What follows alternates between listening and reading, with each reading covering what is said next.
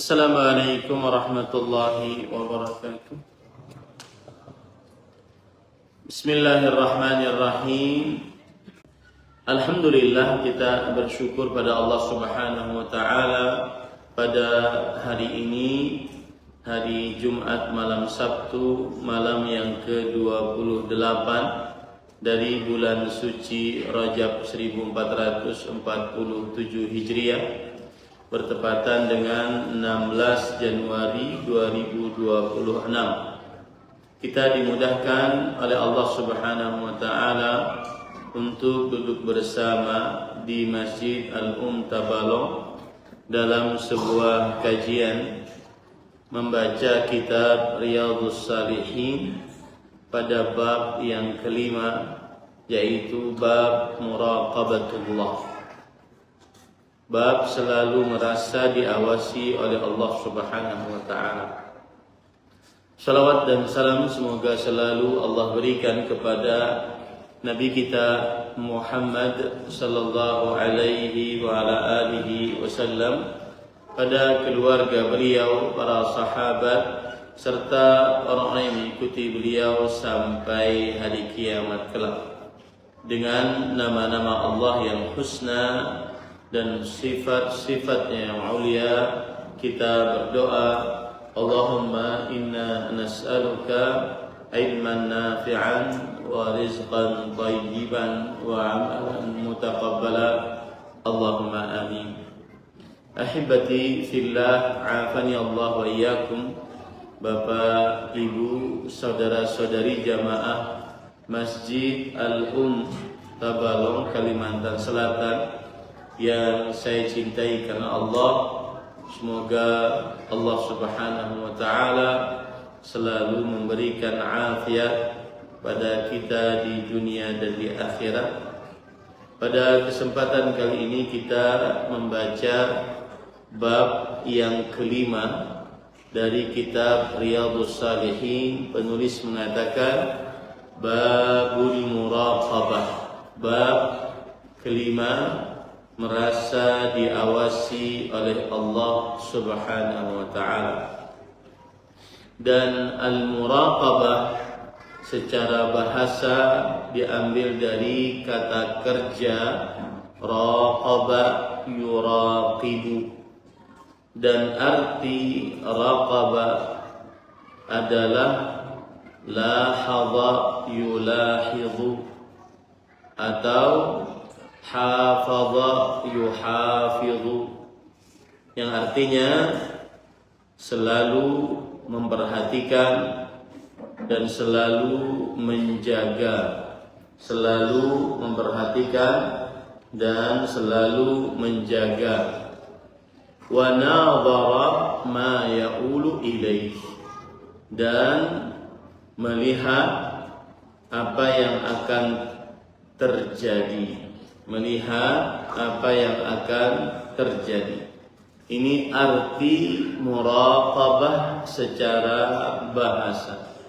Adapun arti muraqabah secara istilah syariat, dia adalah dawamu ilmil abdi wa tayaqqunuhu bittila'illahi wa tayaqqunihi bittila'illahi alaihi fi zahirihi wa batinihi, fayahmiluhu dhalika 'ala al-istiqamah wa tarkil ma'siyah wal ikhlasi fi ta'ah.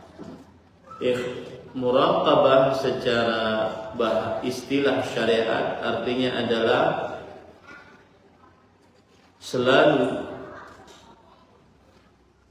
merasa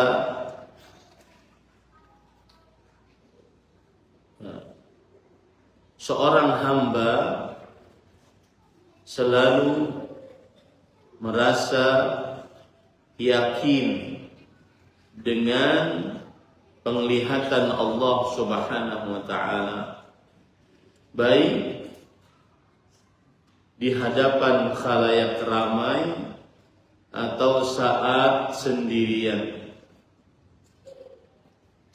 yang membuat dia istiqamah, dalam mengerjakan ketaatan dan menjauhi kemaksiatan serta ikhlas kepada Allah Subhanahu wa taala. Saya ulangi, seorang hamba selalu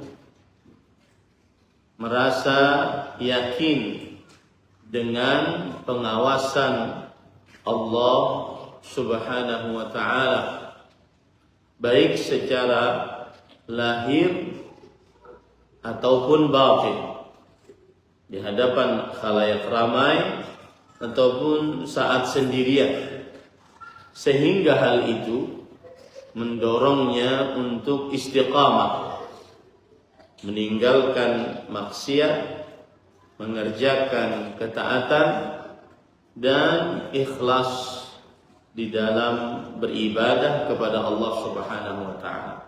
Itulah yang disebut dengan muraqabah.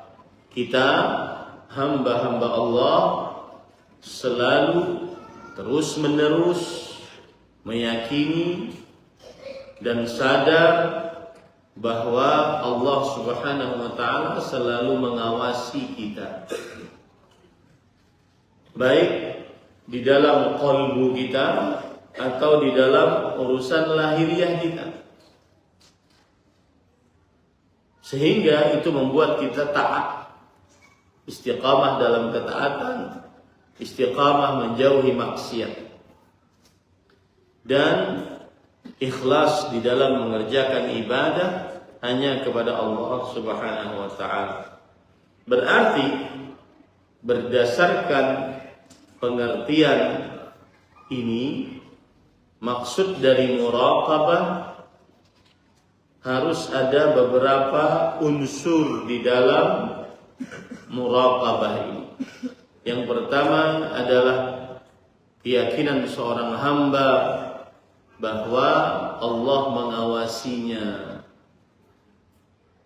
Yang kedua adalah yang diawasi bukan hanya urusan lahiriah, tetapi juga batiniyah. Kemudian yang ketiga, tujuan dari ibadah muraqabah atau fungsi ibadah muraqabah adalah senantiasa istiqamah dalam mengerjakan ketaatan, menjauhi kemaksiatan, dan juga ikhlas ibadah kepada Allah. Itulah 3 unsur di dalam poin muraqabah. Merasa yakin pengawasan Allah. Yang kedua, muraqabah urusannya berkaitan dengan anggota tubuh secara lahir atau berkaitan dengan qalbu secara batin. Yang ketiga, fungsi muraqabah adalah senantiasa mengajak seorang hamba untuk istiqamah di dalam ketaatan, menjauhi kemaksiatan, dan ikhlas dalam beribadah kepada Allah Subhanahu wa taala. Baik. Kemudian Al-Imam An-Nawawi, Abu Zakaria Yahya bin Sharaf An-Nawawi rahimahullah, seperti biasa di dalam kitab beliau Riyadhus Shalihin, menyebutkan ayat yang berkaitan dengan muraqabah. Ayat yang pertama yang beliau sebutkan adalah surat Asy-Syu'ara ayat 218. Allah Subhanahu wa taala berfirman, "Alladzi yaraka hina taqum wa taqallubaka fis sajidin." Dialah Allah yang melihatmu ketika kamu berdiri untuk salat, dan melihat pula perubahan gerak badanmu di antara orang-orang yang sujud. Kalau manusia tidak melihat kita saat kita sujud, karena semuanya menundukkan kepala, pandangan tidak ada yang melihat kecuali tempat sujudnya, maka Allah Subhanahu wa taala melihatnya. Ahibati fillah, afani Allah wa iyyakum, kaum muslimin yang saya cintai karena Allah, ini adalah salah satu hal yang berkaitan dengan muraqabah, yaitu meyakini Allah Subhanahu wa taala melihatnya. Melihat dan pandangan Allah, penglihatan Allah Subhanahu wa taala tanpa batas. Mungkin agak maju sedikit, Bapak-bapak. Maju sini tidak. Dingin-dingin sedikit ke bawah.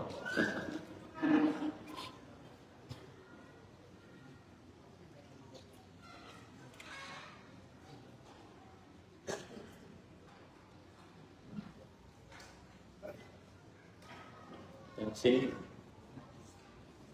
panitia mengarahkan agar ke dalam. Yang di sini nih, biar tidak menghalangi jalan. Baik. Ayat ini salah satu faidahnya adalah berkaitan dengan muraqabah, bahwa al-muraqabah la tatahaqqaq illa bi thalathati umur. Muraqabah selalu merasa diawasi oleh Allah. Hamba yakin Allah mengawasinya baik secara lahir ataupun batin, yang membuat dia akhirnya istiqamah, mengerjakan ketaatan, menjauhi kemaksiatan, istiqamah dalam keikhlasan dalam beribadah kepada Allah. Maka muraqabah yang seperti ini tidak akan terjadi kecuali dengan 3 perkara. Yang pertama yang berkaitan dengan ayat ini, yaitu meyakini bahwa Allah Subhanahu wa taala melihatmu, melihat amalan yang kamu kerjakan.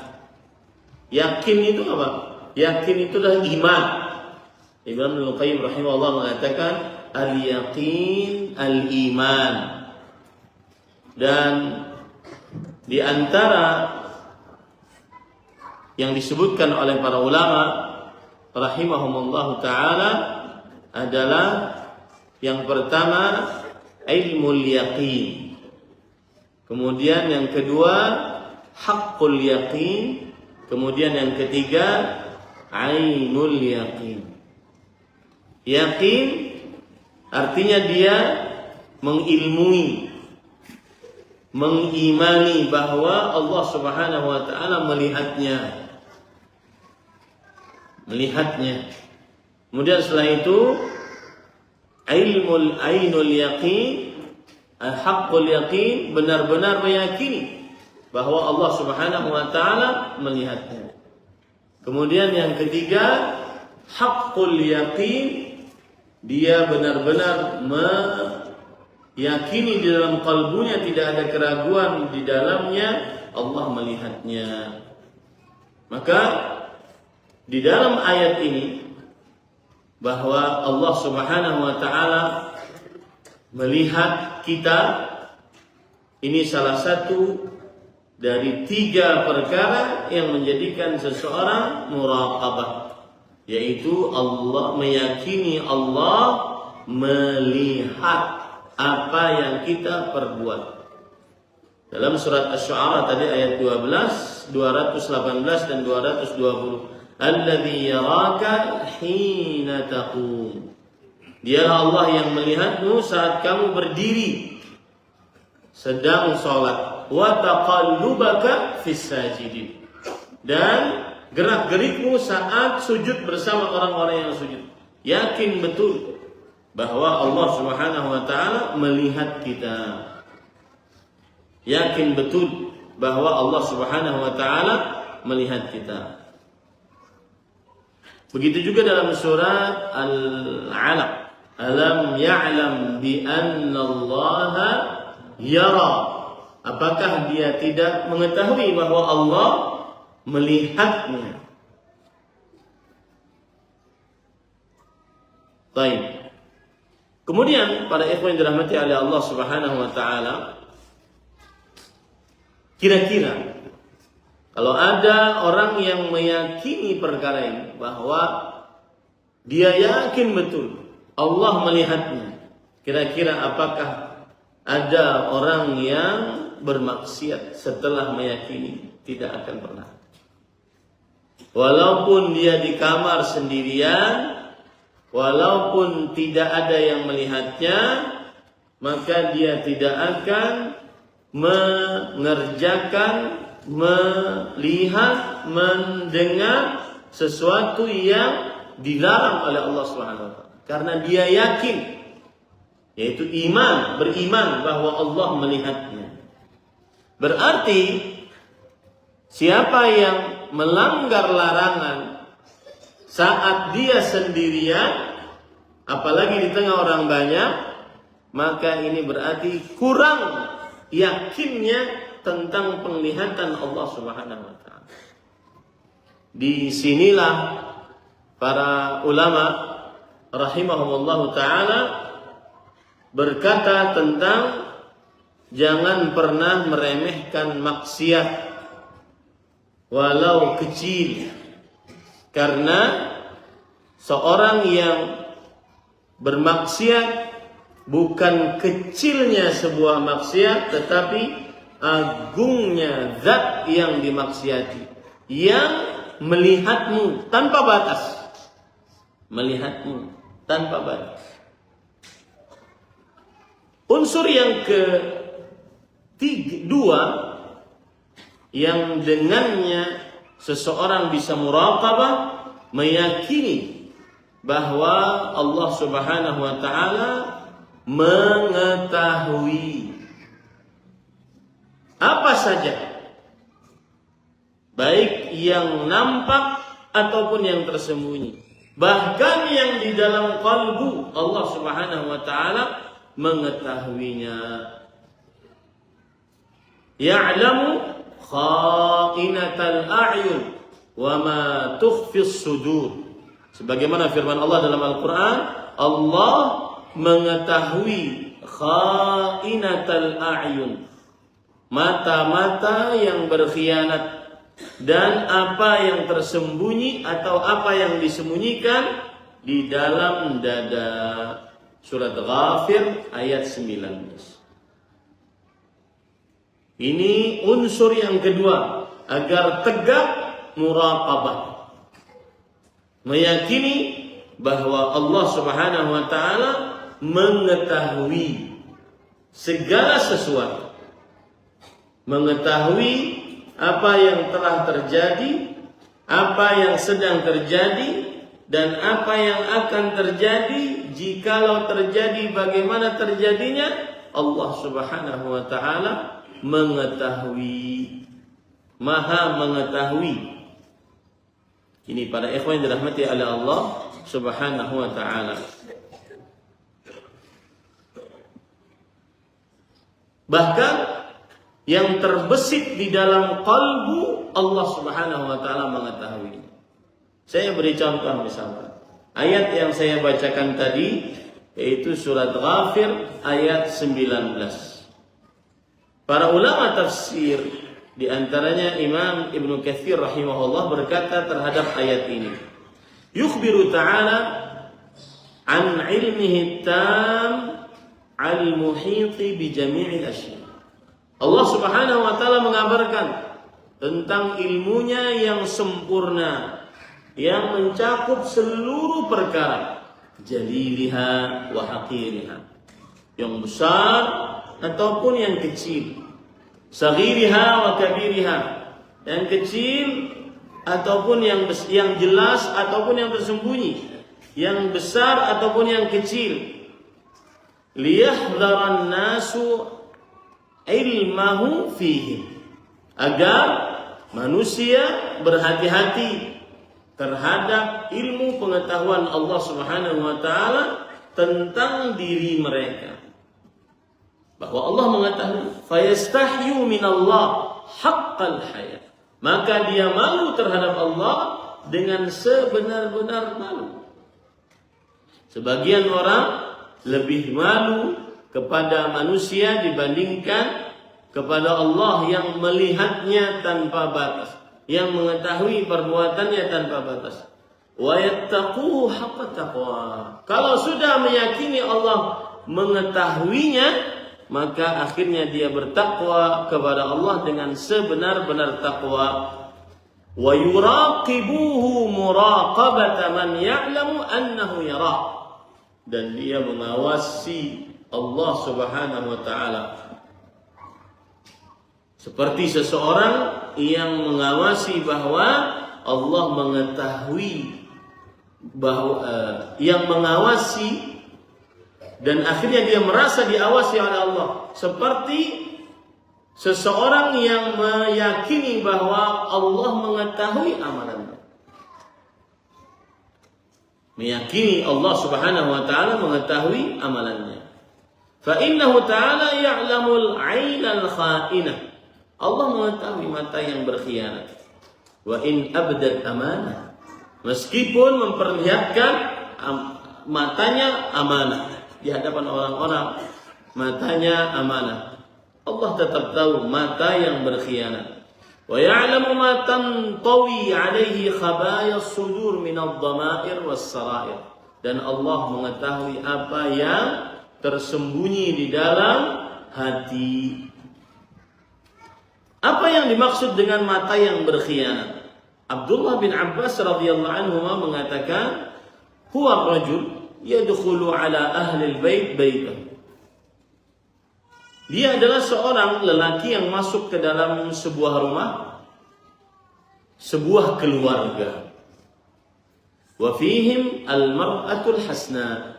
Di tengah keluarga tersebut terdapat perempuan yang cantik rupanya.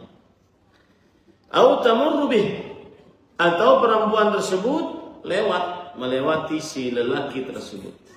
Wa bihimul mar'atul hasna. Dan di tengah-tengah mereka terdapat perempuan yang cantik tadi. Fa idza ghafalu lahaba ilaiha. Kalau seandainya keluarga si perempuan ini tidak perhatian kepada si laki-laki ini, maka laki-laki tersebut akan lahaba ilaiha, akan menoleh kepadanya, memperhatikannya. Fa idza fatinu ghadda. Kalau keluarga si perempuan ini sedang sadar dan mengawasi laki-laki tersebut, maka dia menundukkan pandangannya. Fa idza ghafalu lahadha fa idza fatinu ghadda basarahu anha. Kalau seandainya keluarga perempuan ini sedang lalai, tersibukkan dengan sesuatu, tidak perhatian kepada laki-laki ini, dia menoleh kepada perempuan tersebut. Dan terus begitu. Itulah yang disebut dengan mata yang berkhianat. Wa qad ittala'a Allah min qalbihi annahu wadda allau ittala'a ala farjiha. Dan Allah Subhanahu wa taala mengetahui dari kalbunya bagaimana kalau seandainya terbuka kemaluan. Allah tahu apa yang diinginkan oleh kemaluan. Itulah mata yang berkhianat. Dan ini unsur yang kedua agar tegak muraqabah, meyakini Allah melihatnya. Dan pengetahuan Allah, meyakini Allah mengetahuinya. Dan pengetahuan Allah Subhanahu wa taala meliputi segala sesuatu. Perhatikan sini Pak. Allah itu huwal awwalu wal akhir. Allah yang awalan dan yang akhiran. Pengetahuan Allah ini disebut oleh para ulama adalah ihatah zamaniyah. Pengetahuan Allah secara waktu awalan dan akhiran. Artinya tidak ada yang awal kecuali Allah Subhanahu wa taala mengetahuinya. Dan tidak ada yang akhir kecuali Allah Subhanahu wa taala mengetahuinya. Ilmu Allah secara zaman tidak ada batasannya. Yang kedua, ihatah makaniyah. wal awwal wal akhir wal zahir wal batin. Dialah Allah yang paling atas dan yang paling bawah. Tidak ada yang lebih atas daripada Allah. Tidak ada yang lebih bawah daripada Allah Subhanahu wa taala. Ini disebut oleh para ulama ihatah makaniyah. Ilmu pengetahuan Allah Subhanahu wa taala mencakup seluruh tempat. Tidak ada yang lebih atas daripada Allah. Tidak ada yang lebih bawah daripada Allah. Pengetahuan Allah Subhanahu wa taala mencakup seluruh tempat. Mencakup seluruh tempat. Ini para ikhwan yang dirahmati oleh Allah Subhanahu wa taala. Itu unsur yang kedua. Unsur yang ketiga, agar kita muraqabah berdasarkan ayat yang pertama yang dibawakan oleh penulis, yaitu meyakini bahwa Allah mendengar apa saja yang kita ucapkan. Apa saja yang kita ucapkan. Allah Subhanahu wa taala berfirman dalam surat Qaf ayat 18, "Ma yalfidhu min qaul illa ladaihi raqibun atid." Tidak ada yang diucapkan dari ucapan apapun melainkan di sisinya ada raqib, malaikat yang mengawasi, atid, malaikat yang mengintai. Oleh karena itu Rasul sallallahu alaihi wasallam ketika ditanya oleh Uqbah ibn Amir radhiyallahu anhu, "Ya Rasulullah, man najah?" Wahai Rasulullah, apa keselamatan? Di mana ada keselamatan? Maka beliau menjawab, "Amsik 'alaika lisanak." Jaga lisan. Wal yas'aka baituk. Dan diam di rumahmu, lapang dengan rumahmu. Wabki 'ala khati'ati. Dan tangisi kesalahan-kesalahanmu. Sekarang kita sangat mudah tidak menjaga lisan, baik secara langsung ataupun secara media sosial. Semua dikomentari. Yang kedua, sekarang kita meskipun di rumah kadang-kadang tetap bergaul, tidak bersendirian dengan diri kita, yaitu dengan media sosial. Sekarang seseorang susah untuk menangisi kesalahannya. Berarti hadis ini sangat sulit untuk diamalkan. Hadis riwayat Tirmidzi. Dan padahal padanya ada keselamatan. Jadi 3 unsur ini seseorang akan merasa muraqabah kepada Allah Subhanahu wa taala. Baik. Kemudian penulis membawakan dalil yang kedua. Surat Al-Hadid ayat 4. Wa huwa ma'akum aynama kuntum. Dan dialah Allah bersama kalian dimanapun kalian berada. Dialah Allah bersama kalian dimanapun kalian berada. Para ikhwah yang dirahmati oleh Allah Subhanahu wa taala, di dalam ilmu akidah ini namanya adalah sifat al-ma'iyyah, sifat Allah yang berupa kebersamaan Allah Subhanahu wa taala. Dan Allah Subhanahu wa taala sifat kebersamaannya ada 2 macam. Sifat ma'iyyatun 'ammah wa ma'iyyatun khassah. Sifat kebersamaan Allah yang umum bersama seluruh makhluk. Yang kafir, yang muslim, yang fajir, yang taat, yang ahli maksiat, yang ahli ketaatan. Allah bersama seluruh makhluknya. Ini disebut dengan sifat ma'iyyah 'ammah. Sifat kebersamaan Allah yang umum, yang maknanya adalah Allah Maha mengetahui. Allah Maha mengetahui seluruh hambanya. Allah Maha mendengar seluruh hambanya. Allah Maha melihat seluruh hambanya. Ini namanya sifat kebersamaan Allah yang umum. Nah, kemudian sifat kebersamaan Allah yang khusus adalah yang Allah berikan hanya kepada orang-orang yang beriman dan bertakwa. Seperti misalkan Allah Subhanahu wa taala berfirman di dalam banyak ayat dalam Al-Qur'an, "Innallaha ma'a." Sesungguhnya Allah Subhanahu wa taala bersama orang-orang yang bersabar. Innallaha ma'as sabirin. Sesungguhnya Allah bersama orang-orang yang sabar. Surat Al-Baqarah ayat 153. Wa'lamu annallaha ma'al muttaqin. Ketahuilah oleh kalian seluruhnya, Allah bersama orang-orang yang bertakwa. Surah Al-Baqarah ayat 194. Kemudian Allah Subhanahu wa taala juga berfirman di dalam Al-Qur'an surat Al-Baqarah ayat 249, wallahu ma'as sabirin, dan Allah bersama orang-orang yang sabar. Ini semua adalah kebersamaan yang khusus yang dimiliki hanya orang-orang yang beriman dan orang-orang yang dicintai oleh Allah Subhanahu wa taala. Di antara ayat yang lain adalah Allah Subhanahu wa taala berfirman dalam surah Al-Anfal ayat 19, wa annallaha ma'al mu'minin, dan sesungguhnya Allah bersama orang-orang yang beriman. Ini semua adalah kebersamaan yang khusus.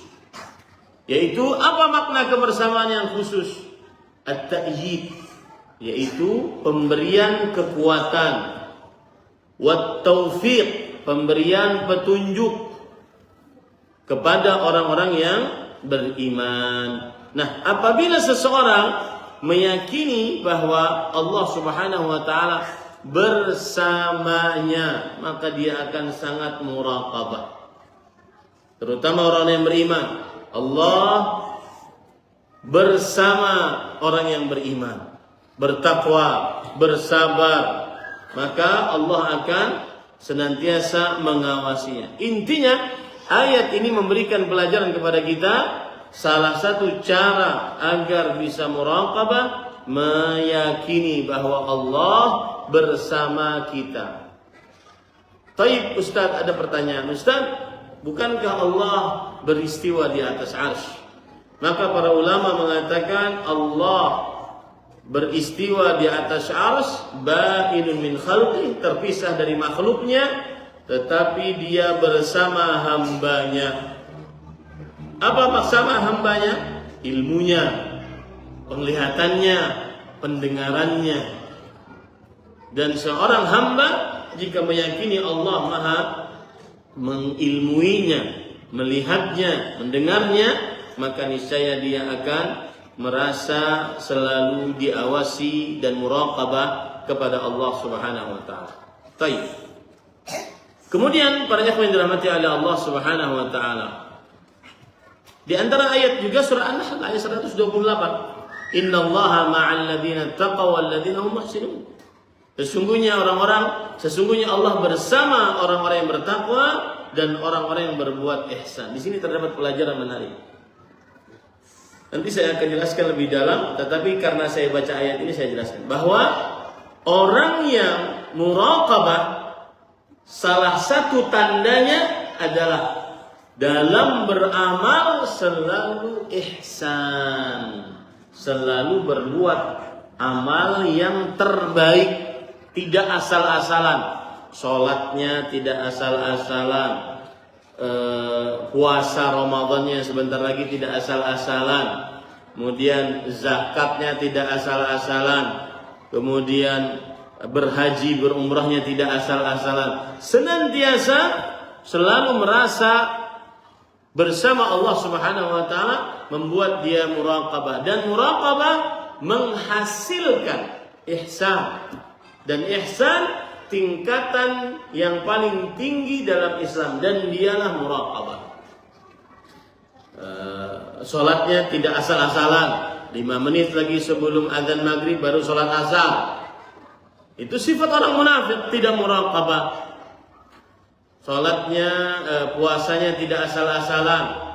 Berpuasa bukan hanya sekedar menahan makan, minum, dan seluruh yang membatalkan puasa dari mulai terbit fajar kedua sampai terbenam matahari. Tetapi dia juga menahan hawa nafsunya, menahan matanya, menahan lisannya, menahan telinganya, menahan kemaluannya. Ini sekali lagi saya katakan, seorang yang merasa diawasi oleh Allah maka akan menghasilkan muraqabah. Muraqabah akan menghasilkan ihsan, beribadah yang terbaik kepada Allah Subhanahu wa taala. Dan ihsan tingkatan keislaman yang paling tinggi. Islam, iman, ihsan. Tadi sudah kita baca bahwa orang yang meyakini Allah bersamanya maka dia akan muraqabah. Dan muraqabah menghasilkan ihsan. Sekarang saya akan bacakan beberapa faidah orang yang muraqabah kepada Allah Subhanahu wa taala. Apa buah manis merasa diawasi oleh Allah Subhanahu wa taala? Apa buah manis merasa diawasi oleh Allah? Sebagaimana sudah saya sebutkan tadi, yang pertama adalah dia akan ihsan. Ihsan yaitu berbuat sebaik-baiknya di dalam pengabdian dia kepada Allah. Salatnya berusaha memaksimalkan keikhlasan hanya untuk Allah. Rukun dan kewajibannya serta salat seperti Rasulullah SAW dia maksimalkan. Tidak sembarangan sholatnya. Dia tidak sembarangan sholatnya. Beramalnya benar-benar mutqin, benar-benar maksimal, tidak setengah-setengah. Beramalnya benar-benar maksimal. Contoh misalkan hadis Rasul yang diriwayatkan oleh Aisyah radhiyallahu anha, bahwa Nabi Muhammad sallallahu alaihi wasallam bersabda, "Innallaha yuhibbu idza 'amila ahadukum 'amalan an yutqina." Sesungguhnya Allah menyukai jika salah seorang di antara kalian beramal, maka ia mengitqan amalnya. Apa itu mengitqan? Mengerjakannya dengan maksimal, dengan teliti, ketekunan, tidak asal-asalan. Saya beri contoh misalkan hadis tentang salat. Innar rajula la yusalli. Sesungguhnya seseorang salat. Wa ma kutiba min salatihi illa ushruha aw tus'uha aw thumunuha aw sub'uha aw sudusuha aw khumusuha aw rubu'uha aw thuluthuha aw nisfuha. Sesungguhnya seorang salat tetapi tidak ditulis dari pahala salatnya kecuali 1/9, 1/8, 1/7, 1/6, 1/5, 1/4, 1/3, setengah. Maka berusahalah itqan di dalam amal, karena itulah thamaratul muraqabah. Itulah buah manis merasa diawasi oleh Allah. Sedekah misalkan, sedekahnya nggak sembarangan. Dia harus memberikan sedekah yang maksimal, bukan hanya sekedar banyak, tetapi tepat sasaran, tetapi sesuai dengan yang sangat memerlukan, dan seterusnya. Atau bersedekah pada hal yang banyak menghasilkan ibadah dari sedekahnya tersebut. Seperti misalkan masjid ini. Bersedekah untuk masjid karena di dalamnya menghasilkan ibadah-ibadah yang besar, yang banyak, ribuan ibadah. Orang sholat di dalamnya, orang puasa, orang berzikir, orang baca Quran, orang berdoa, orang bertobat, orang mengadakan kajian, orang macam-macam. Ribuan ibadah di dalam masjid. Maka dia harus itqan di dalam amalnya. Dan ini adalah buah manis orang muraqabah, ibadahnya tidak sembarangan.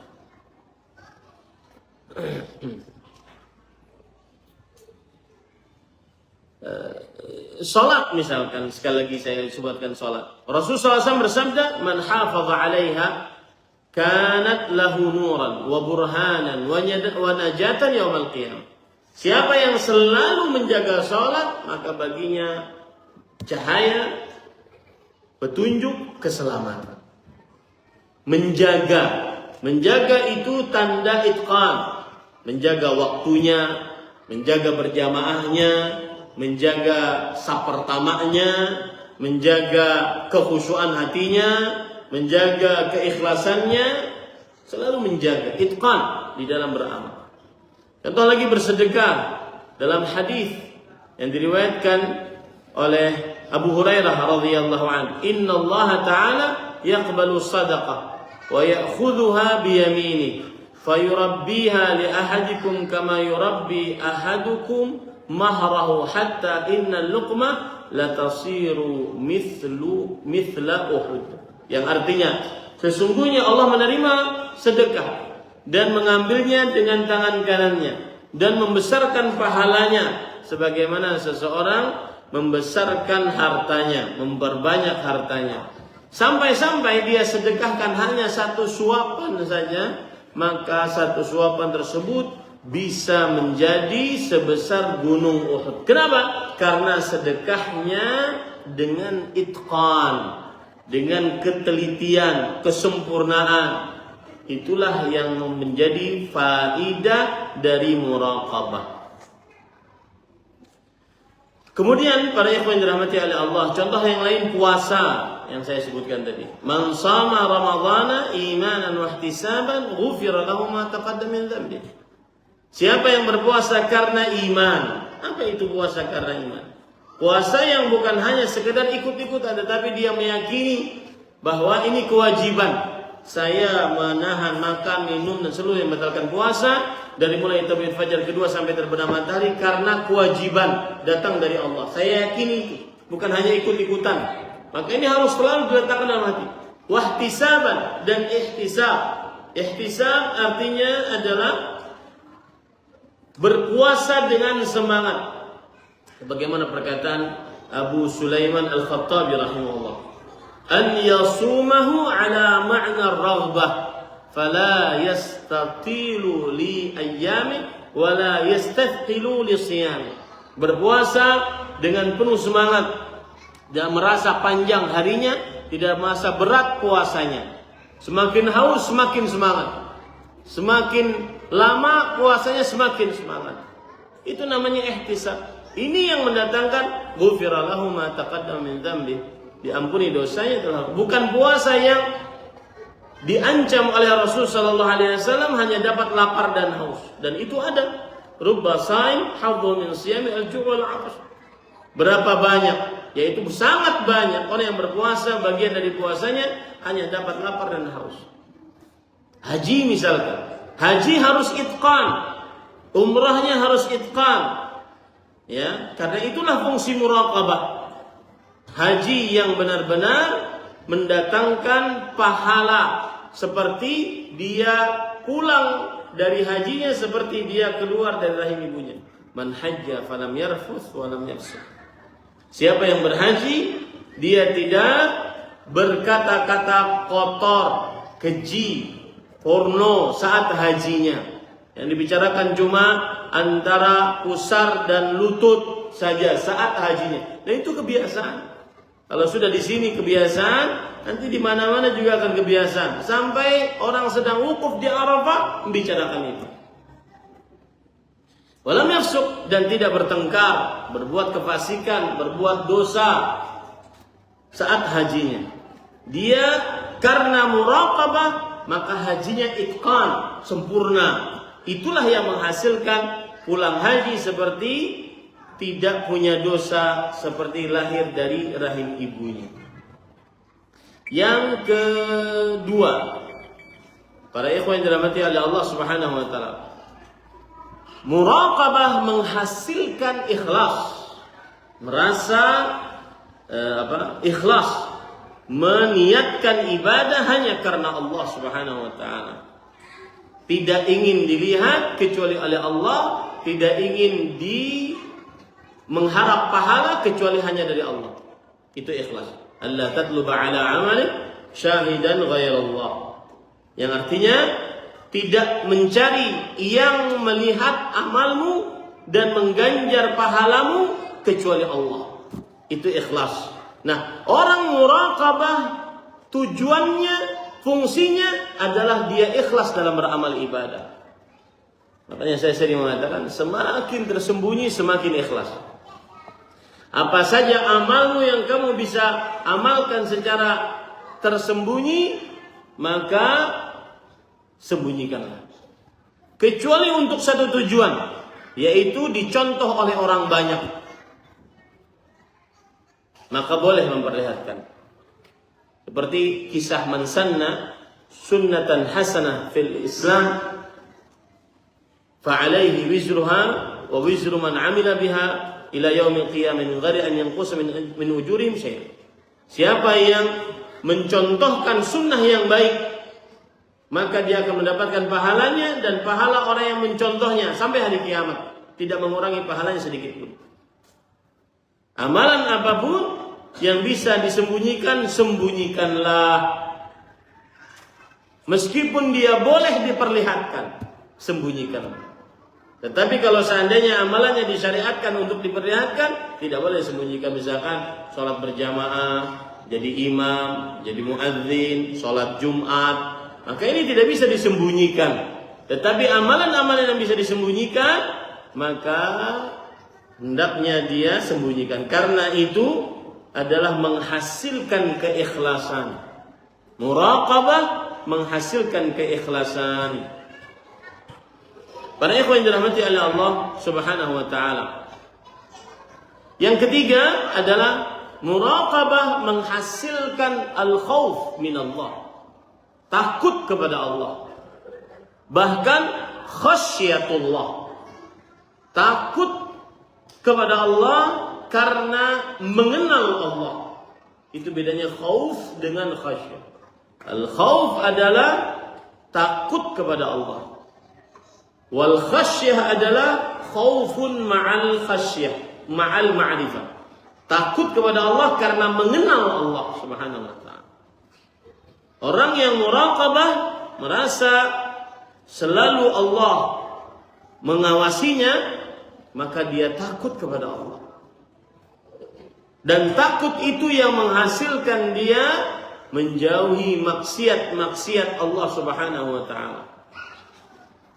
Contoh hadis riwayat Bukhari tentang seorang laki-laki yang mencintai seorang perempuan, kemudian dia sudah memberikan hartanya kepada perempuan tersebut, dia sesuai dengan permintaan perempuan tersebut.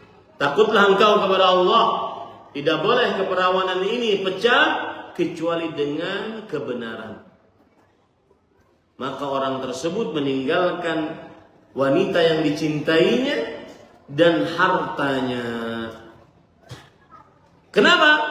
Karena muraqabah, merasa diawasi oleh Allah, menghasilkan rasa takut kepada Allah Subhanahu wa taala.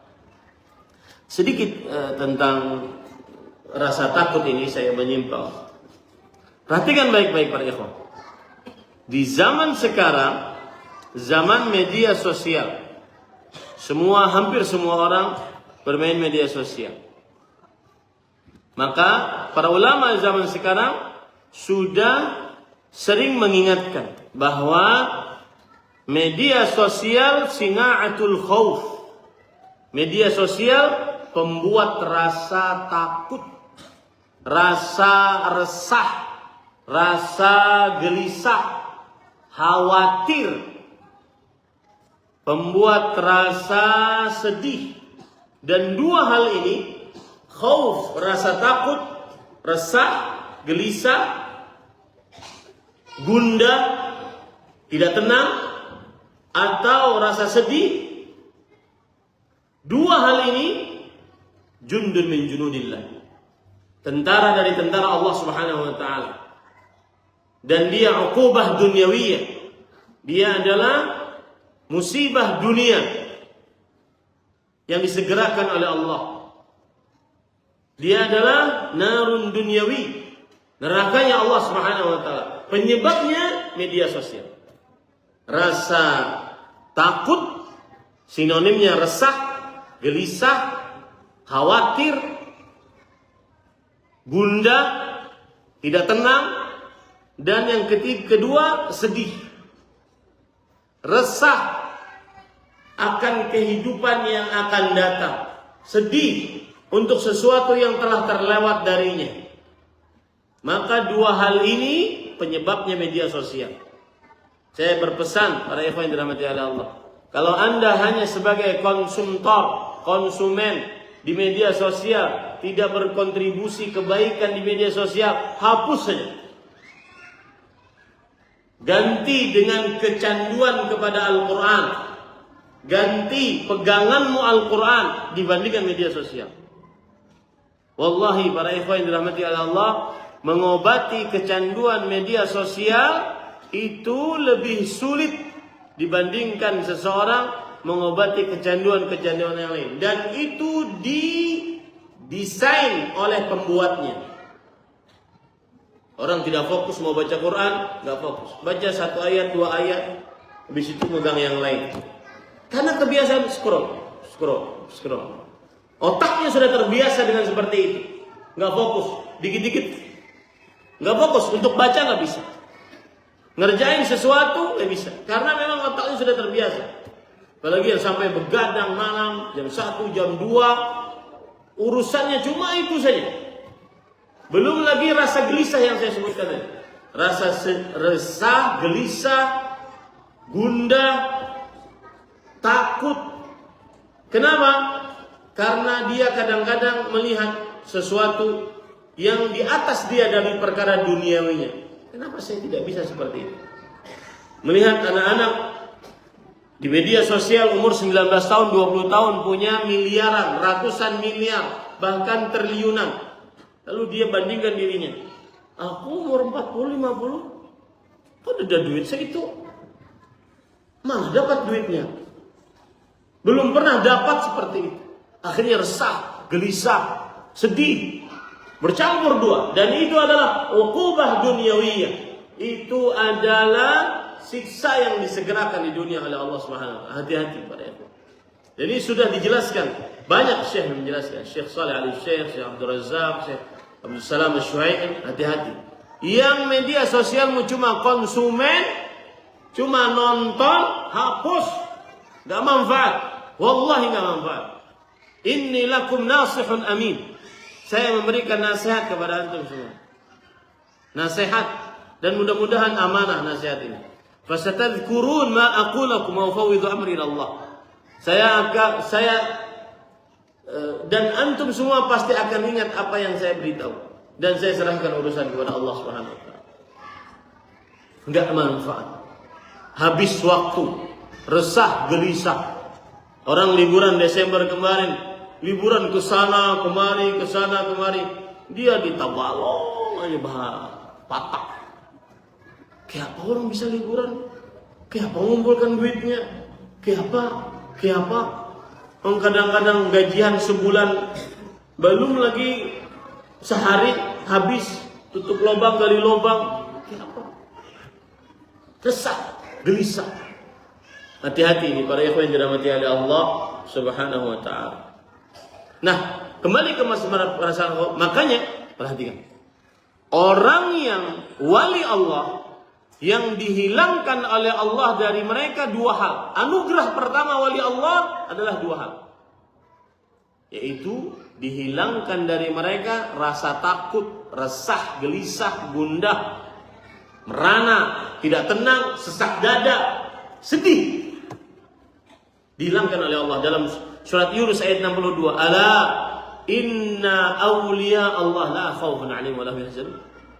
Ketahuilah sesungguhnya wali-wali Allah mereka tidak punya rasa takut dan tidak sedih. Dua hal yang merupakan neraka dunia, siksa disegerakan di dunia, dihilangkan oleh Allah untuk wali-wali Allah. Siapa mereka? Alladzina amanu wa kanu yattaqun. Orang yang beriman dan bertakwa. Ini saya nasihatkan untuk orang-orang yang cuma konsumen di media sosial. Karena kadang ada yang media sosial untuk dagang, untuk keperluan mencari rezeki, itu lain hal. Ya, untuk hanya sekedar scroll. Habis gak selesai. Lihat satu, scroll, nggak selesai. Dan itu di negaranya, aplikasi itu negaranya tidak dimainkan oleh orang-orang yang membuatnya. Dan ini pada ikhwan yang dirahmati Allah. Yang keempat, faidah dari orang yang muraqabah kepada Allah Subhanahu wa taala adalah dijaga oleh Allah di dunia dan di akhirat. Dijaga oleh Allah di dunia dan akhirat. Contoh paling nyata, Nabi Yusuf alaihissalam. Orang yang menegakkan muraqabah kepada Allah. Ketika istri gubernur Mesir Al-Aziz mengatakan, "Hai tanah, ayo Yusuf ke sini." Wa ghallaqatil abwab. Pintu-pintu semua ditutup. Yang memerintahkan ditutup adalah istri gubernur Mesir Al-Aziz. Artinya pintu itu tidak akan pernah terbuka kecuali dengan izin istri gubernur ini. Dan para ulama rahimahumullah menyebutkan godaan yang dihadapi oleh Nabi Yusuf saat itu banyak. Yang pertama, saat itu beliau masih muda. Dan anak muda syahwatnya lebih dahsyat daripada orang tua. Imam Ibnu Jauzi di dalam kitab beliau Irtina Mawasimul Umur membagi umur manusia menjadi 5. Yang pertama adalah umur namanya as-sabwah, yaitu umur anak kecil. Dari umur 1 sampai umur 15. Anak kecil. Yang kedua, umur syab. Umur 15 sampai umur 35. Yang ketiga, umur kuhul. Matang. 35 sampai 50. Kemudian yang ke 50 sampai ke 6, umur tua. Umur 60 sampai 70 ini umur tua dan bonus. Umur 1 sampai 15 maka ini semestinya dia dididikkan dasar-dasar ilmu agama dan akidah serta adab-adab keislaman. Dari mulai tauhid, kemudian adab-adab keislaman keseharian. Umur 15 sampai umur 35 ini adalah umur baligh dan dia muda. Dan saat itu dia seharusnya belajar ilmu agama lebih dalam agar dia menguasai dasar-dasar akidah dan ibadah-ibadah. Ini Nabi Yusuf saat itu umur ini 15 sampai 35. Dan ini sedang kencang-kencangnya syahwat. Umur 35 sampai 50 maka mengurang syahwatnya, tetapi kadang naik. Makanya kadang-kadang ada yang suami umur 40 tahun tiba-tiba hendak berpoligami. Nah, itu maksudnya. Ya. Tapi kalau sudah menjelang umur 50 sudah kada lagi. Ini namanya adalah umur kuhul, matang. Dan jarang berubah sifatnya. Yang suka bermaksiat saat sendirian, dia akan bawa itu saat umur kuhul. Umur 35 sampai 50 dia akan bawa. Kalau seandainya di umur 15 sampai 35 dia membiasakan itu. Yang biasa mengerjakan hal-hal sesuatu, maka umur 35 sampai 50 tidak akan berubah. Ini para ikhwan yang dirahmati oleh Allah. Itu godaan Nabi Yusuf yang pertama, muda. Yang kedua adalah perjaka. Yang ketiga orang asing. Orang asing itu lebih cenderung bermaksiat dibandingkan orang mukim. Karena yang asing tidak ada tetangga yang tahu. Tidak ada Pak RT yang tahu. Tidak ada kawan yang tahu. Asing. Makanya bapak-bapak yang sering safar, hati-hati ibu-ibu. Asing sidin. Ya, di daerah safarnya. Selalu ingatkan agar bertakwa kepada Allah Subhanahu wa taala. Yang keempat, yang mengajak perempuan yang mempunyai kedudukan. Yang kelima, Nabi Yusuf pada waktu itu budak. Budak dikatakan dan diperintah apa saja harus mau. Yang keenam, yang mengajak perempuan mempunyai kecantikan. Yang ketujuh, bahwasanya yang kamar tersebut ditutup oleh istri gubernur Mesir, tidak dibuka kecuali atas perintahnya. Yang kedelapan, dia sendiri yang mengajak kepada dirinya. Perempuan yang mengajak kepada Nabi Yusuf alaihissalam. Yang kesembilan, Nabi Yusuf alaihissalam, beliau bisa saja melakukan hal yang tercela itu. Kenapa? Pelampiasan dari penyiksaan saudaranya kepada dirinya. Saudara Nabi Yusuf menyiksa, Nabi Yusuf alaihissalam memasukkannya ke dalam sumur, kemudian setelah itu diambil oleh musafir, dijual dengan harga yang murah sebagai budak. Beliau tersiksa pada waktu itu. Maka ketika beliau bisa mendapatkan kesempatan untuk melakukan hal yang mungkar, ini adalah salah satu pembalasan Nabi Yusuf pada waktu itu, bisa saja. Itu godaan tersendiri. Yang ke-10 adalah beliau mendapatkan bertubi-tubi musibah. Dibuang ke sumur kering, kemudian dijual sebagai budak, kemudian dijual belikan dengan harga yang murah, dan seterusnya. Ini semua Nabi Yusuf dapati dengan apa? Akhirnya beliau mengucapkan, ma'adallah, aku takut kepada Allah. Inilah muraqabah. Dan akhirnya beliau terselamatkan dari perbuatan zina yang dibenci oleh seluruh syariat nabi-nabi dan rasul-rasul. Bahkan seluruh peradaban, bahkan peradaban hewan tidak menerima zina. Disebutkan oleh Imam Abu Aliya dalam kitab Sahih Bukhari bahwa ada 2 ekor zina, jantan dan betina berzina, kemudian dilempari batu oleh kera-kera yang lain. Hewan tidak setuju dengan perbuatan zina. Bagaimana manusia? Tetapi beliau selamat dari godaan tersebut karena muraqabah. Muraqabah menghasilkan takut kepada Allah Subhanahu wa taala. Yang masih belum takut, jangan ngaku muraqabah kepada Allah Subhanahu wa taala. Contoh yang lain lagi, Rasul sallallahu alaihi wasallam bersabda tentang 7 orang yang akan dinaungi di hari kiamat, tidak ada naungan pada saat itu. Yang pertama adalah imamun adil. Kenapa bisa adil? Karena muraqabah. Padahal dia bisa saja berbuat zalim, kuasa di tangannya. Dia bisa memerintah, dia bisa melarang. Yang kedua, syabun nasya'a fi ta'atillah, fi ibadatillah. Pemuda yang tumbuh berkembang dalam beribadah kepada Allah. Kenapa bisa seperti itu? Padahal masa muda, masa jalan-jalan, masa bermaksiat, masa santai-santai, masa leha-leha, masa mengenal dunia. Nanti aja tuanya bertobat kepada Allah. Kenapa dia masa muda tetapi tumbuh berkembang dalam ketaatan kepada Allah? Karena dia muraqabah kepada Allah Subhanahu wa taala.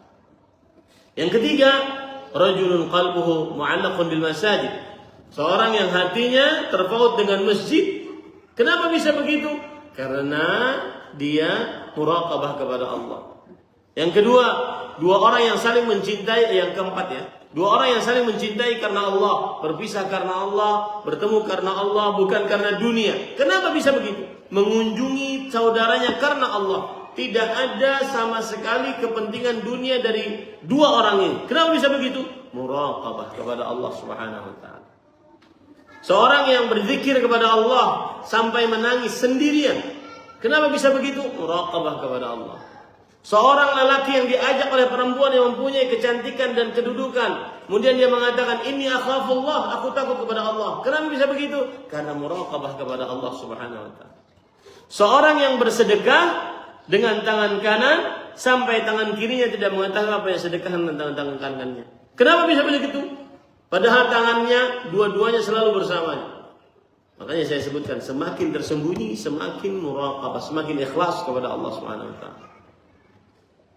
Maka para ikhwan yang dirahmati oleh Allah Subhanahu wa taala, itu semua 7 orang ini yang dinaungi di dalam naungan Allah pada hari itu, dan naungan Allah kecuali naungan Allah Subhanahu wa taala, sebabnya adalah muraqabah yang menghasilkan rasa takut kepada Allah Subhanahu wa taala. Taib, para ikhwan yang dirahmati oleh Allah Subhanahu wa taala, itu adalah yang keempat, yaitu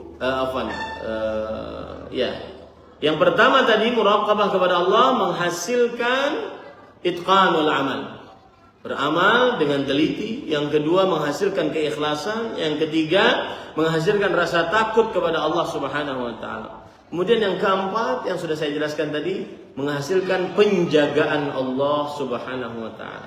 Yang kelima sekarang, orang yang muraqabah dikabulkan doanya oleh Allah. Ingin kabul doa, lancar urusan, selalu meyakini Allah mengawasinya, yang menghasilkan istiqamah di dalam ketaatan kepada Allah, yaitu muraqabah. Contoh misalkan kisah dari Abdullah bin Umar radhiyallahu anhuma, bahwa Rasulullah SAW bersabda dalam hadis riwayat Bukhari, 3 orang yang terperosok ke dalam goa tidak bisa keluar karena mulut goanya tertutup dengan batu. Salah satunya berdoa kepada Allah, "Wahai Allah Subhanahu wa taala, sesungguhnya aku mempunyai 2 orang tua, bapak ibu, dan aku tidak mendahulukan untuk memberikan minuman dan harta kepada keluargaku kecuali aku berikan kepada bapak ibuku. Suatu saat aku pulang terlambat, kemudian mereka tertidur dan aku tidak meminumkan air susu kepada mereka karena mereka tertidur. Aku berdiri di sisi kepala mereka dari malam sampai pagi. Sedangkan as-sibyan yatasaghaun, para anak-anak kecilku menangis meraung-raung karena kelaparan." Ini semua hasil muraqabah kepada Allah Subhanahu wa taala. Ya Allah, kalau seandainya amalanku itu ikhlas karena Engkau, fafruj 'anna ma nahnu fi. Keluarkan kami dari sini. Itu yang pertama. Yang kedua, aku mempunyai anak perempuan. Pamanku mempunyai anak perempuan, sepupuku perempuan. Aku cintai dia. Lalu suatu saat dia memerlukan harta, aku beri harta tapi dengan syarat dia wajib melayaniku. Kemudian dia mengatakan, "Ittaqillah la tafuddal khatam illa bihaq." Takutlah kepada Allah. Keperawanan ini tidak boleh pecah kecuali dengan kebenarannya. Maka aku tinggalkan dia dan harta ku tinggalkan juga. Kalau seandainya ini ikhlas karena Engkau, maka fafruj 'anna ma nahnu fi. Bebaskan kami dari apa yang kami dapati sekarang. Yang ketiga, para ikhwan yang dirahmati oleh Allah, adalah seorang majikan yang takut kepada Allah, muraqabah kepada Allah, sehingga menjaga gaji pegawainya sampai bertumpuk-tumpuk gaji pegawainya menjadi kambing-kambing yang begitu banyak, kambing, onta, dan juga sapi. Kemudian dia ambil seluruhnya, Tidak tersisa sedikit pun apa gaji yang sudah dikembangbiakkan tersebut. Maka yang ketiga mengatakan, ya Allah, kalau ini aku amalkan karena wajah Engkau, fafruj 'anna ma nahnu fi. Bebaskan kami. Maka akhirnya mereka bebas. Lihat, berdasarkan cerita ini kita ambil pelajaran, orang yang muraqabah maka doanya dikabulkan oleh Allah Subhanahu wa taala. Baik, para ikhwan yang dirahmati oleh Allah Subhanahu wa taala. Yang terakhir yang ingin saya sampaikan kepada Bapak Ibu saudara-saudari di dalam perihal muraqabah ini adalah kita harus pahami betul ada 3 makhluk yang senantiasa menjadi pengawal kita, yang membuat kita muraqabah. Yang pertama adalah malaikat. Yang pertama adalah malaikat.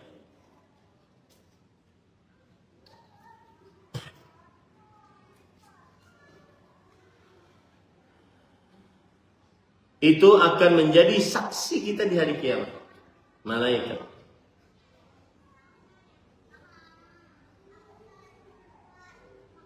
Dan yang kedua, anggota tubuh kita akan menjadi saksi kita pada hari kiamat.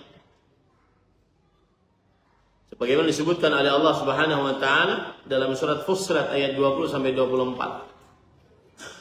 Hatta idza ma ja'uha syahida 'alaihim sam'uhum wa absaruhum wa juluduhum bima kanu ya'malun. Sampai jika mereka datang, maka pendengaran mereka, penglihatan mereka, bahkan kulit mereka akan menjadi saksi terhadap apa yang telah mereka perbuat. Wa qalu li juludihim lima syahidtum alaina. Lalu manusia mengatakan kepada kulit-kulit mereka, kenapa kalian bersaksi atas kami? Qalu antaqana Allah alladzi antaqa kull syai'. Allah yang memberikan kami kuasa agar bisa berbicara, sebagaimana Allah telah membicarakan segala sesuatu, membuat segala sesuatu berbicara. Ingat baik-baik, semua tubuh kita akan menjadi saksi nanti pada hari kiamat. Ini juga disebutkan oleh Allah dalam surat Yasin. Mana ayatnya?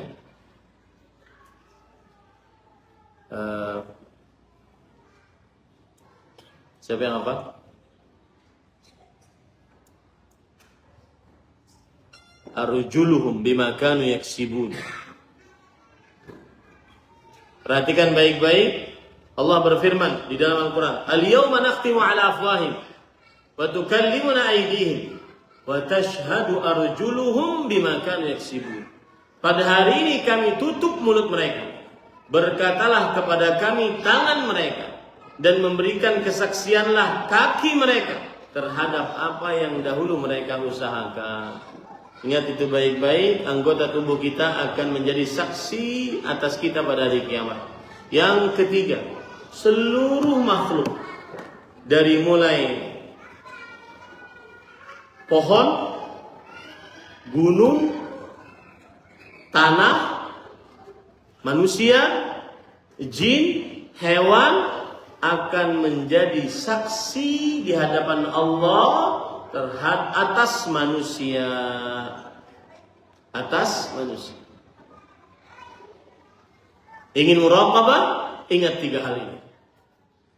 Yang pertama, malaikat akan bersaksi di hadapan Allah Subhanahu wa taala. Yang kedua, anggota tubuh kita akan bersaksi di hadapan Allah Subhanahu wa taala. Yang ketiga, semua makhluk akan bersaksi di hadapan Allah Subhanahu wa taala atas seseorang. Apa dalilnya para ikhwan? Hadis riwayat Imam Ahmad dari Anas bin Malik radhiyallahu anhu. Suatu ketika ada jenazah lewat, kemudian para sahabat memuji mereka, memuji jenazah tersebut. Kemudian Rasulullah SAW bersabda, wajabat, wajabat, wajabat. Pasti, pasti, pasti. Jenazah lain lewat, kemudian orang-orang mencela jenazah tersebut. Orang ini begini, begini, begini. Kata Rasulullah SAW, wajabat, wajabat, wajabat. Pasti, pasti, pasti. Kemudian Umar bin Khattab radhiyallahu anhu berkata, "Wahai Rasulullah, jaminannya ibuku dan bapakku. Setiap kali jenazah yang lewat, engkau ucapkan pasti, pasti, pasti. Yang kedua lewat, pasti, pasti, pasti. Apa sebabnya?"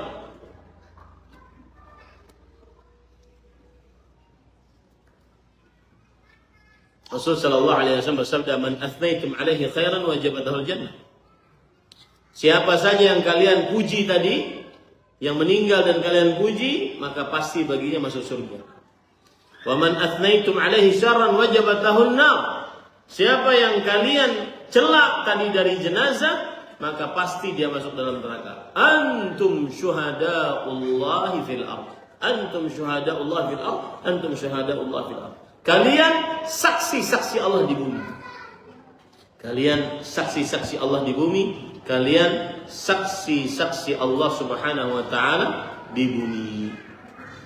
Makanya para ikhwan yang dirahmati oleh Allah subhanahu wa ta'ala, ada perkataan dari seorang ulama, Ibrahim ibn Adham. Perhatikan perkataannya baik-baik, yang menjadikan saksi-saksi ini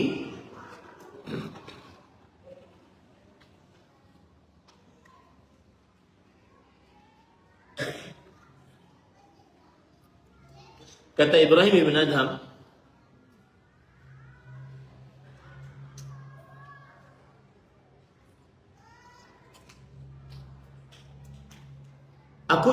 ada seorang pemuda berkata kepadanya, "Uridu an a'si Allah."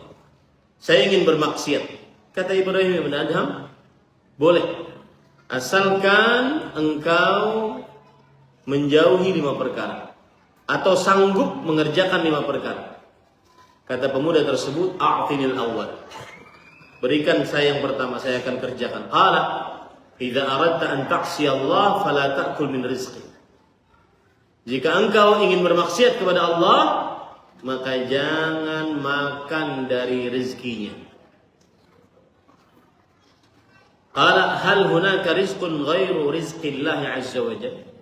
Lalu pemuda itu berkata, "Apakah ada rezeki selain rezeki dari Allah Subhanahu wa taala?" Qala, "Fa kaifa ta'kulu man razaqahu Allah wa man min rizqillah wa ta'si?" Bagaimana engkau makan rezeki Allah lalu engkau bermaksiat? Enggak malu. Enggak malu sama Allah Subhanahu wa taala. Makan dari rezeki Allah lalu kemudian orang bermaksiat. Rizqun an'ama bihi Allahu 'alaik fatuharibu Allah bihadha rizq. Alaysa an-nas yuharibuna Allah bi ni'amih? Hal hadha kufran am ihsan? Hal jazaa'ul ihsan illa al-ihsan? Yang artinya, rizki Allah berikan kepada engkau, lalu engkau perangi Allah dengan rizki tersebut. Mata Allah berikan kepada engkau, lalu engkau bermaksiat kepada Allah, perangi Allah dengan matamu tersebut. Bukankah sebagian manusia memerangi Allah dengan rizki yang Allah berikan kepadanya? Bukankah ini kekufuran? Bukankah ini bukan perbuatan ihsan? Bukankah orang yang diberi kebaikan maka balasannya adalah kebaikan? Makanya para ulama mengatakan khairuhu ilaina nazil wa syarruna ilaihi sa'id. Kebaikan Allah kepada kita itu turun, sedangkan keburukan kita naik kepada Allah Subhanahu wa taala. Yatahabbabu ilaina bin ni'am wa natabaghadu ilaihi bil ma'asi. Yang artinya Allah Subhanahu wa taala mencintai kita dengan cara memberikan nikmat kepada kita, sedangkan kita mencari murka Allah dengan bermaksiat kepada Allah Subhanahu wa taala. Sedikit menyimpang para ikhwan. Membicarakan cinta Allah itu sangat indah dalam kalbu seorang muslim. Saya jujur sekarang, antum tanyakan pada diri antum masing-masing. Saya juga nanya, benar gak sih kita ini cinta sama Allah Subhanahu wa ta'ala?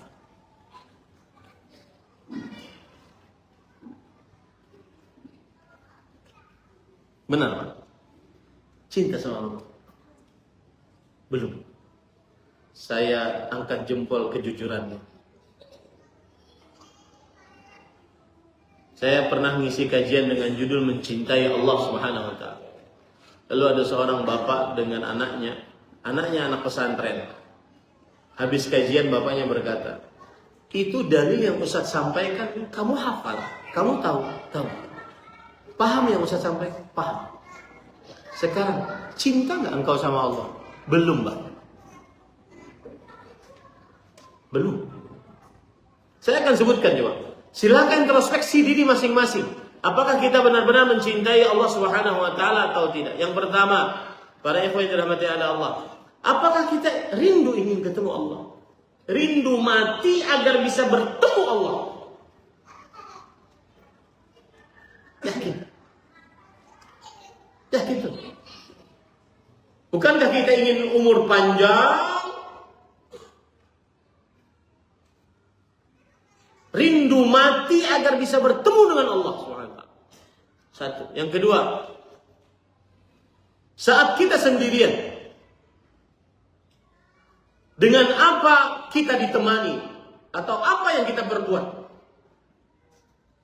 Apakah bersendirian dengan Allah atau bersendirian dengan maksiat Allah? Begitukah cinta sama Allah? Yang ketiga, apakah kita sabar mengerjakan ketaatan kepada Allah Subhanahu wa taala? Seberapa banyak kesabaran kita dalam taat kepada Allah? Baca Quran saja.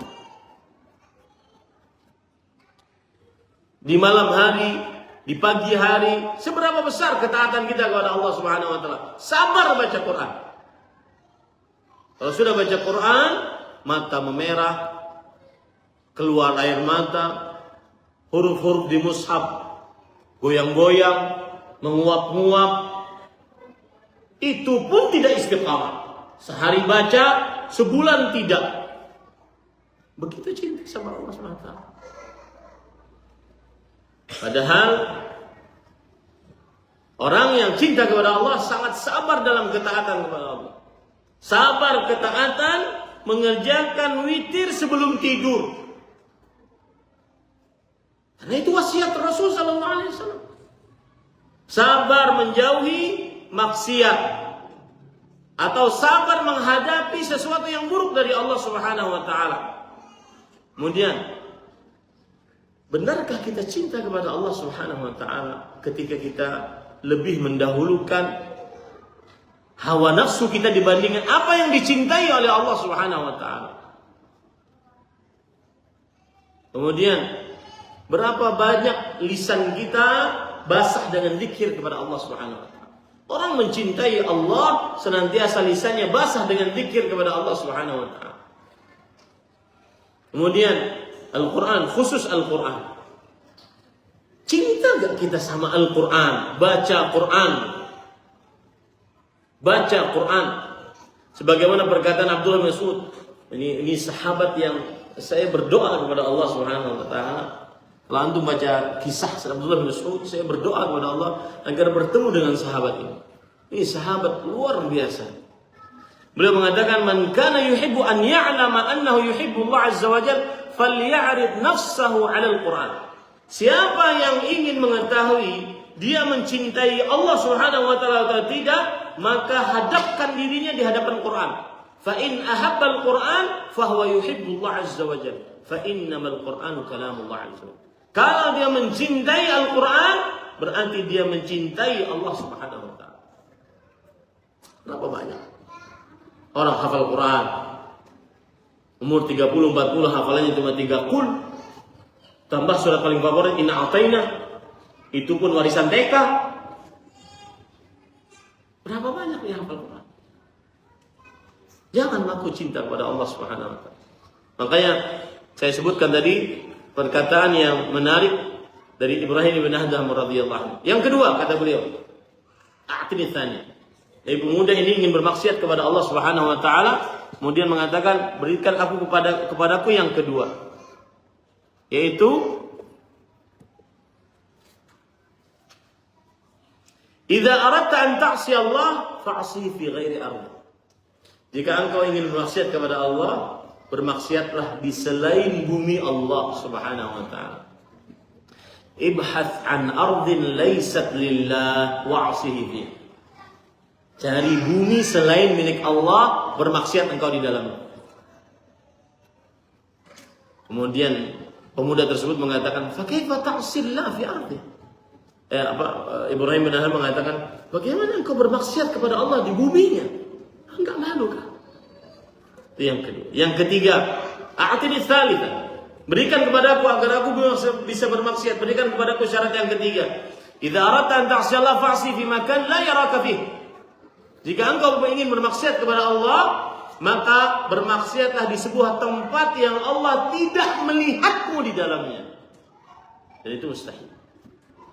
Karena di awal sudah kita sebutkan, unsur orang yang bermaksiat ada, unsur orang yang muraqabah ada 3. Meyakini bahwa Allah melihatnya, meyakini bahwa Allah mengetahuinya, meyakini bahwa Allah mendengarnya.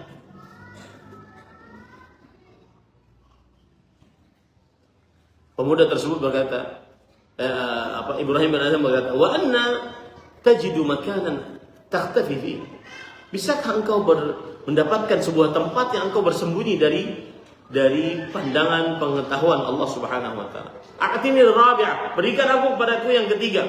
Idza aradta an ta'siya Allah wa jaa'a malakul maut yuridu an yaqbidha ruhak fatlubhu an yumhilaka hatta tatub. Ini khususnya bagi yang kecanduan maksiat. Jika engkau ingin bermaksiat kepada Allah dan saat itu ada malaikat maut datang kepadamu, ingin mencabut nyawamu, maka bilang kepada malaikat tersebut, sebentar, saya ingin bertobat dulu. Artinya apa? Mungkin tidak ada kesempatan untuk bertobat kepada Allah Subhanahu wa taala. Yang kelima, idza aradta an ta'si Allah wa ja'at karrab zabaniyah yajurunaka ila an-nar fala tadhhab ma'ahum. Kata Ibrahim bin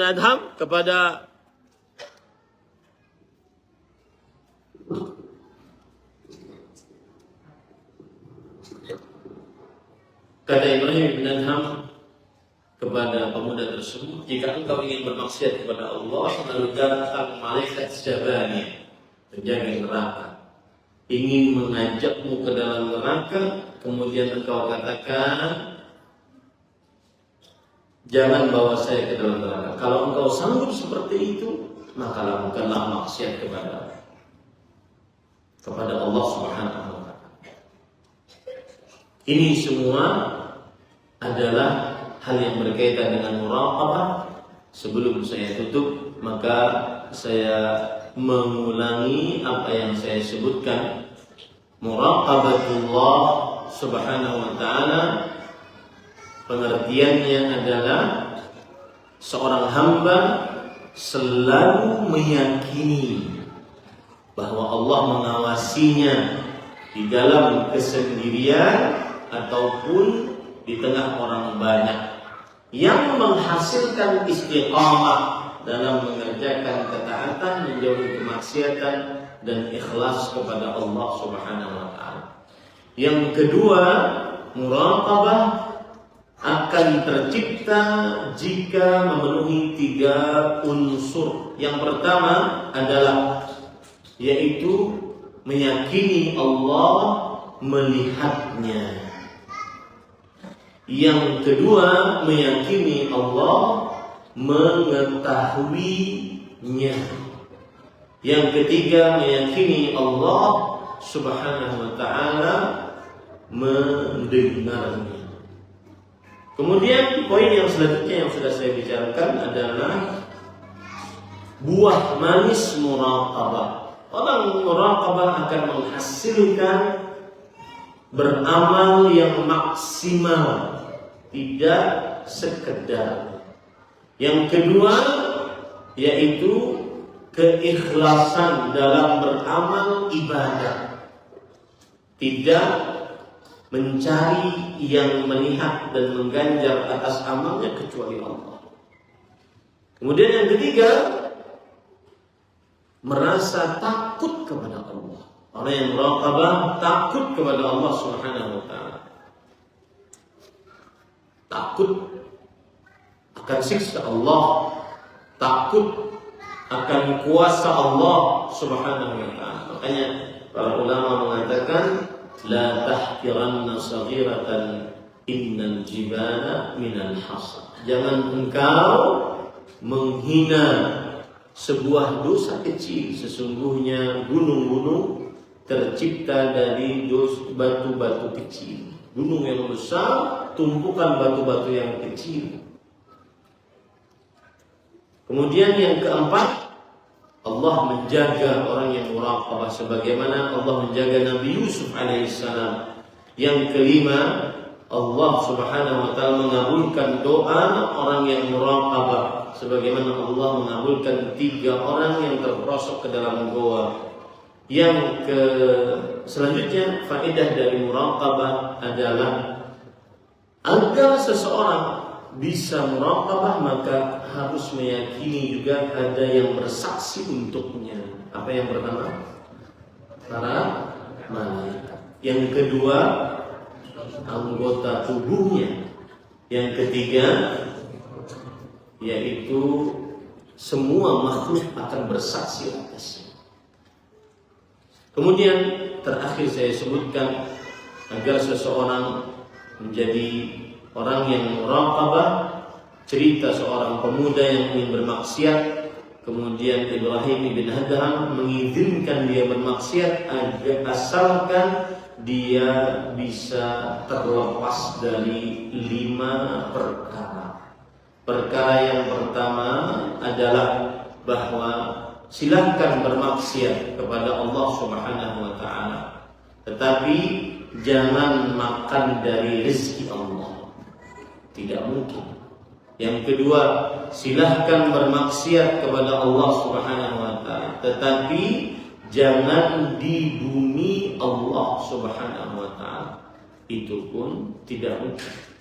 Yang ketiga, silahkan bermaksiat kepada Allah Subhanahu wa taala, tetapi di sebuah tempat yang tidak bisa dilihat oleh Allah. Itu pun tidak mungkin. Yang keempat, silahkan bermaksiat kepada Allah, tapi saat malaikat maut datang, maka minta kepadanya waktu sebentar agar bisa bertaubat. Itu pun tidak mungkin. Kenapa? Karena la yastakhiruna sa'a wa la yastaqdimun. Para malaikat tidak akan terlambat dan tidak akan terlalu cepat atas ajal seorang manusia. Yang kelima, silahkan bermaksiat kepada Allah asalkan bisa tidak ikut dengan malaikat Zabaniyah yang menyeretnya ke dalam nerakanya Allah Subhanahu wa taala. Ini yang bisa disampaikan. Sallallahu Nabi Muhammad walhamdulillahi rabbil alamin. Jika ada pertanyaan 5 menit persilakan. Tidak ada. Lapar kalian? Boleh langsung, silakan. Jika ada yang langsung boleh. Ya. Waalaikumsalam. Amin. Amin.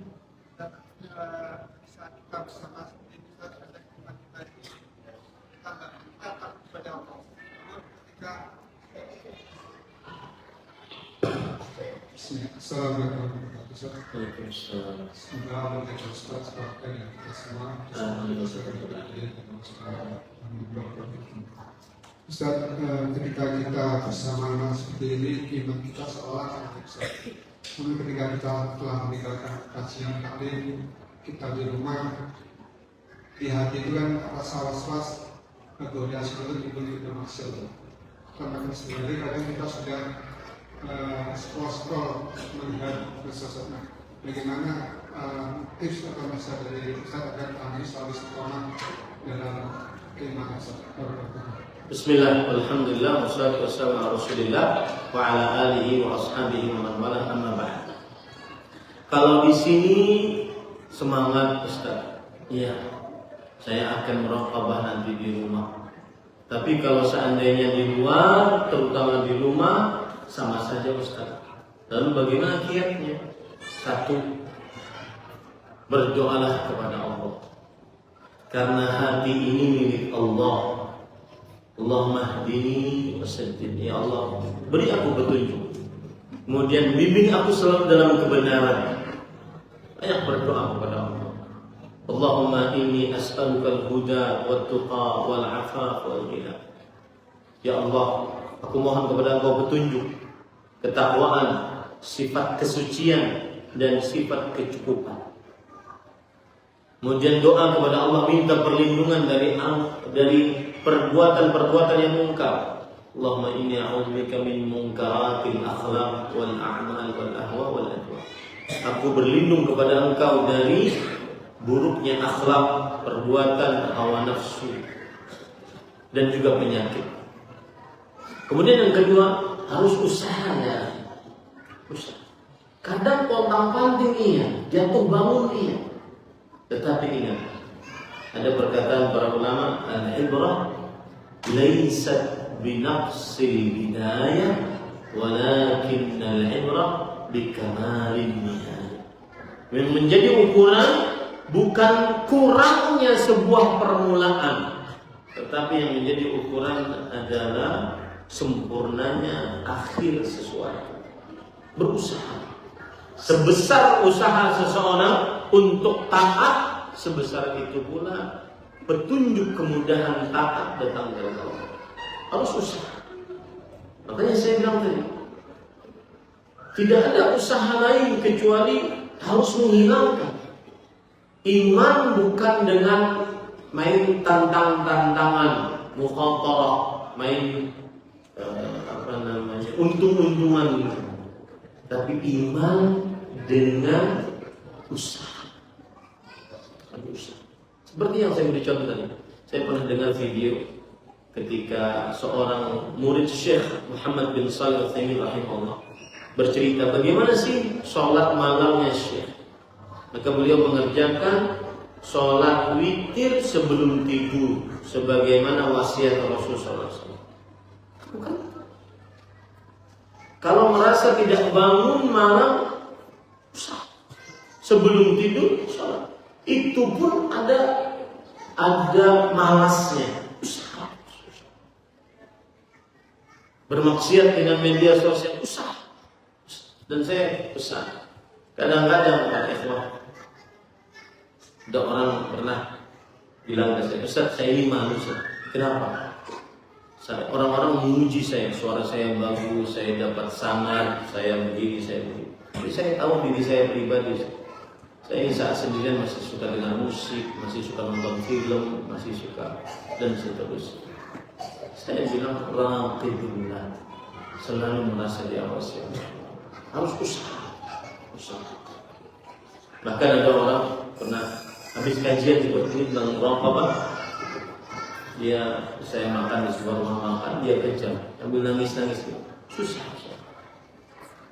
Susah sekali. Saya kecanduan film-film yang tidak pantas. Suatu saat saya dengar ceramah Ustaz, 1 GB saya punya film, saya hapus. 2 pekan setelahnya saya download 20 GB. Saya bahkan nontonnya sambil nangis, sambil istighfar.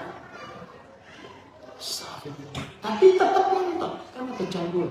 Meskipun demikian, maka bertobatlah. Harus usaha. Seperti yang saya ungkap tadi, ini penemuan yang saya dapatkan setelah beberapa kali juga membaca. Ternyata benar, orang yang suka main media sosial itu susah fokus. Scroll. Akhirnya dia mengerjakan sesuatu, gak bisa fokus. Dan itu perlu usaha. Memperbaikinya perlu usaha. Baca Quran gak fokus, pasti ini megang. Itu perlu usaha. Bahkan Syekh Abdul Salam Asy'ari, salah seorang ahli fikih di kota Riyadh, dan beliau juga mengajar di Masjid Nabawi, beliau mengatakan, tinggalkan. Berhari-hari, berpekan-pekan tinggalkan media sosialnya, nggak akan rugi. Sekarang kan sebagian orang ada berita apa nih lagi rame, ya ini para ikhwan tinggal. Jadi harus berusaha. Demikian. Dan yang lain cukup. Demikian kita cukupkan dengan kafarat ini. Kita lanjutkan nanti pada subuh dan juga waktu duha. semoga bisa berhadir. Subhanallah walhamdulillah, asyhadu an la ilaha illa anta, astaghfiruka wa atubu ilaik. Wa sallallahu nabiyana Muhammad walhamdulillahi rabbil alamin. Wassalamualaikum warahmatullahi wabarakatuh.